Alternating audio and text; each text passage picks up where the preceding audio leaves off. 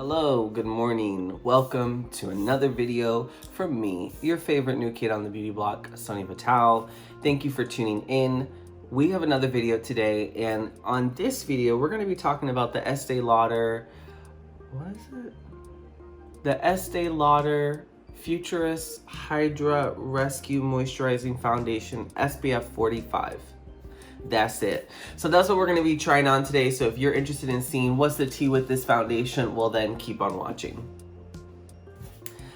All right guys, so we're going to do this little foundation gig, and just a heads up because I just don't feel like buying things that I potentially will not like. Your homegirl went to a good old Miss Estee Lauder and got her a little sample bottle.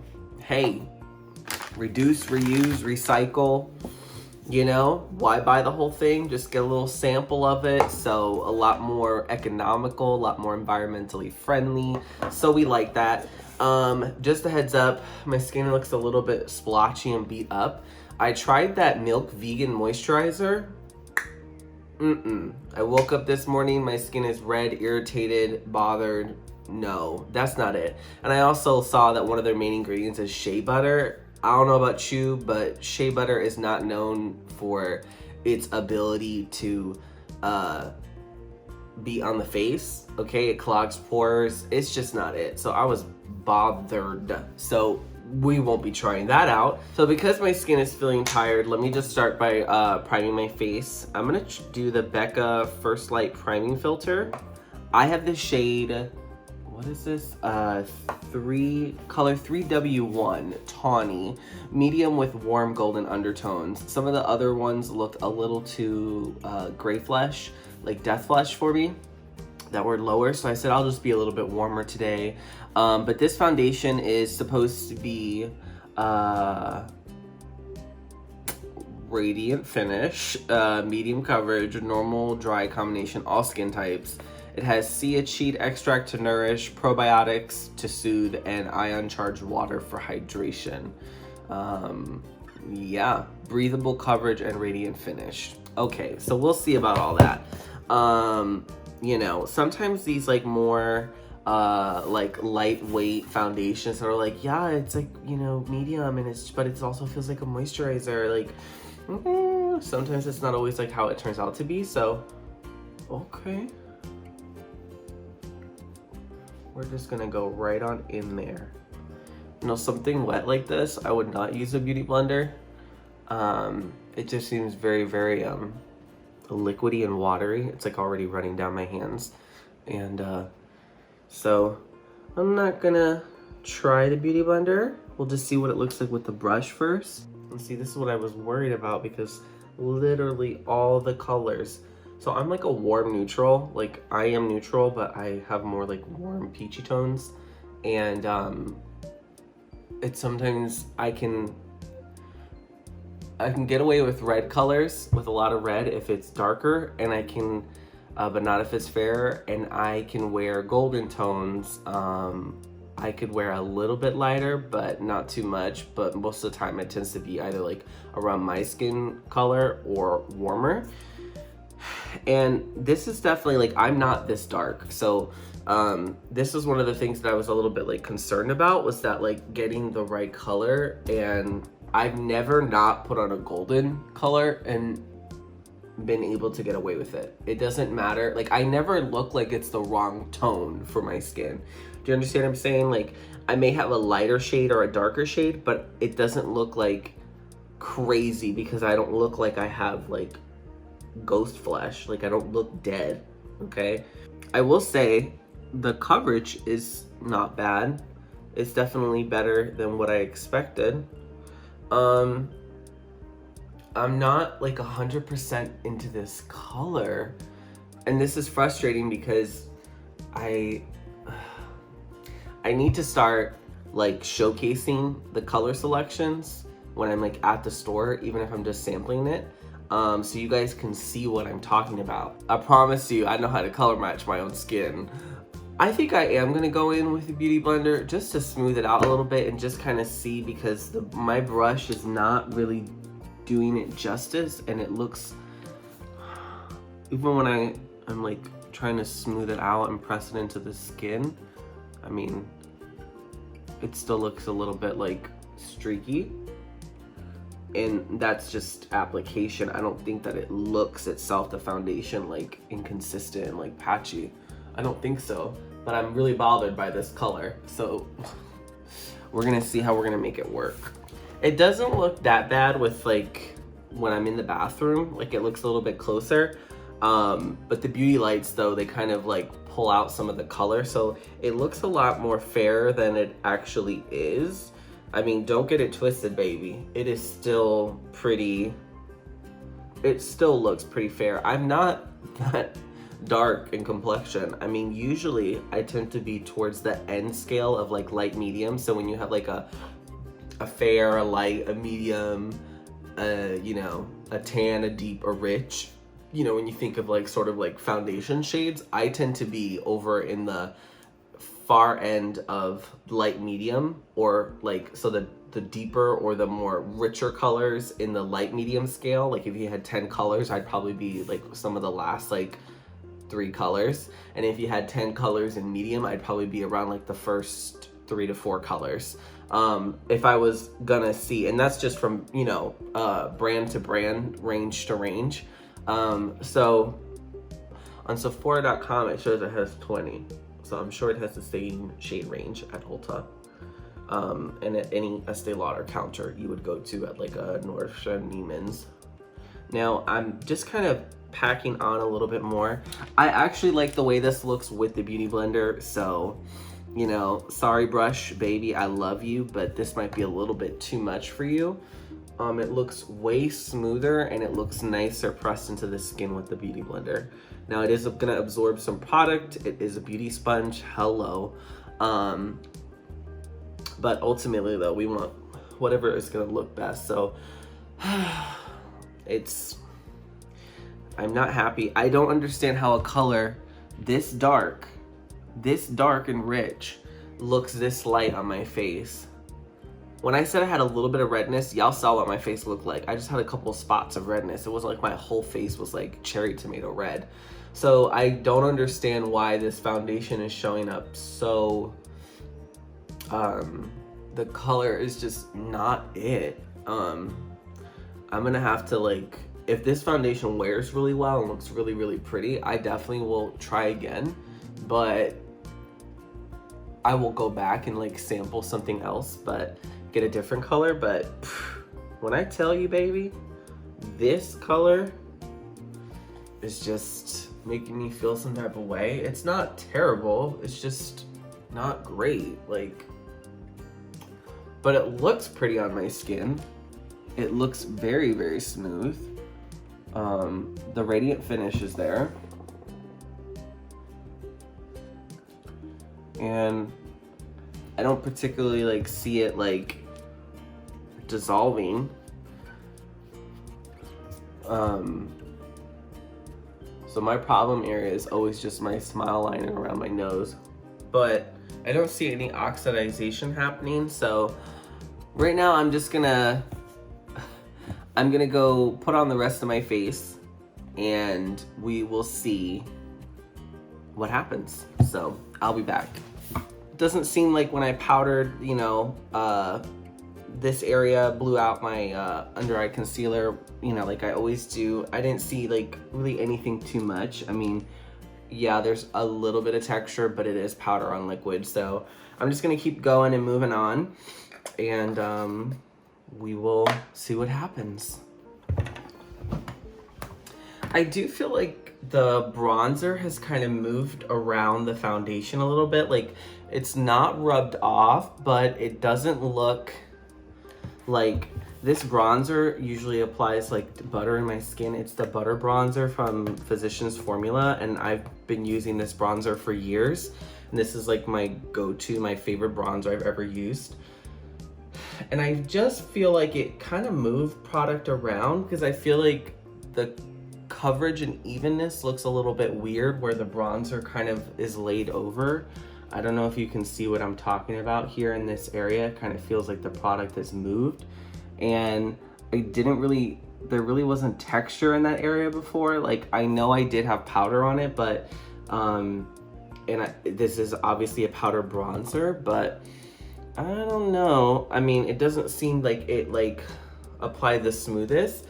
And some might argue, well, if it's a liquid product, use, you know, liquid cream and liquid bronzer and liquid this and liquid that. But, you know, a product has got to be versatile. It's got to be able to lay down. So, you know, that foundation, it didn't come off, but it still moved. So I don't know. This color is technically warm. I think I know what the gray cast is. That SPF 45. I think that's what did it. Because one time I talked to a Makeup Forever rep and they told me that they never put SPF in any of their products.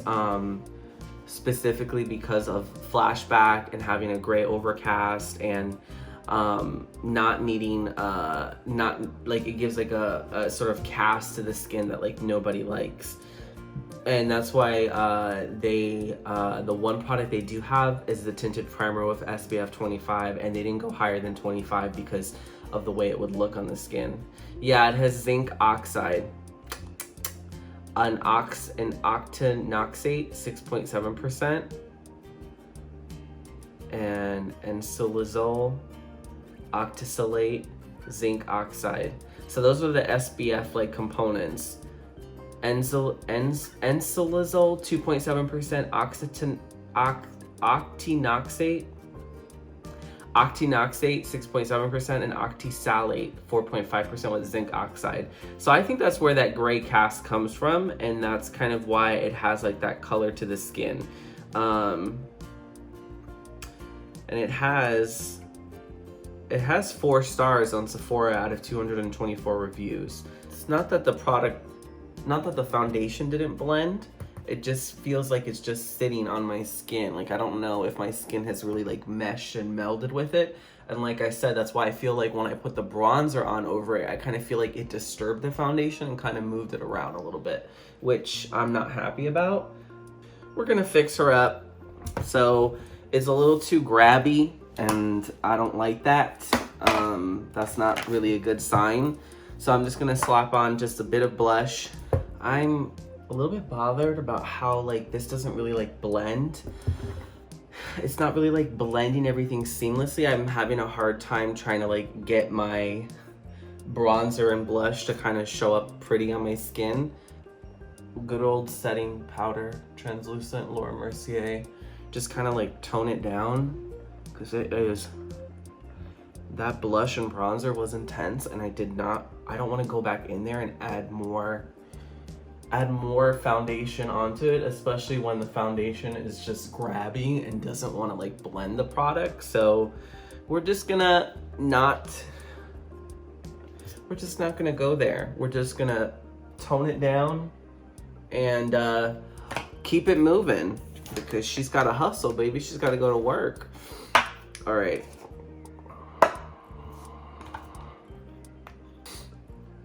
Whew. Okay, so I have on the rest of my face. Yeah, I am a little bit bothered that the foundation didn't really like work seamlessly with my other products, and it was very grabby and very hard to blend. Products that I know work and are amazing and work with powder and liquid. So I'm not already feeling that, but let's do a wear test. I will check in later at the end of the day. And I will see and give my final thoughts in regards to how the foundation wears. All right, guys, so I'm doing my check-in for the Estee Lauder Future Hydra Rescue Foundation, and it is 8 o'clock at night. So this mug has been on since 8-9 this morning, so it's been on like over 10 hours. So it's been a minute, and you can tell it is tired face, baby. The makeup is lived in. So I mean, honestly, most dewy wet kind of foundations, they don't really kind of last like very long, this long. You know, I did get compliments on my skin today, which is really, really nice. And I do feel like, you know, it didn't really settle so much in like my like expression lines on my forehead. Did settle a little bit in like my smile lines, but not too bad. And I also didn't use a smoothing primer either, so texture on my face is gonna be a little bit more exaggerated. Okay, there's no filter here, honey. I've got craters the size of pepperoni slices, and you know, it also oxidized a bit, so the color did kind of warm up a little bit the more I wore it. So it didn't look so fair. I actually look a little bit more evened out and just a little bit warmer. So I think in terms of wear, performance-wise, like most foundations aren't gonna hold up like this long anyways looking that good, especially not like wet, radiant ones that are meant to be all like juicy looking. They just don't hold well. But I do feel like it was pretty on my skin. The coverage was phenomenal. You know, I had a little bit of trouble with my expression lines, but that's nothing major. I mean, there was really bad separation, like you can see by my nose. I should have powdered that down a little bit more. I did put setting powder all over my face though, because I don't know if you guys remember, but I was having trouble blending blush and bronzer on, and so that's like a con with this foundation. And it's so wet, it has to be set, but you know, it definitely was very grabby with other products. So, you know, I think the pro is that the coverage is nice and it looks pretty on the skin. The con is that it's not gonna stay looking like that all day, and it does separate.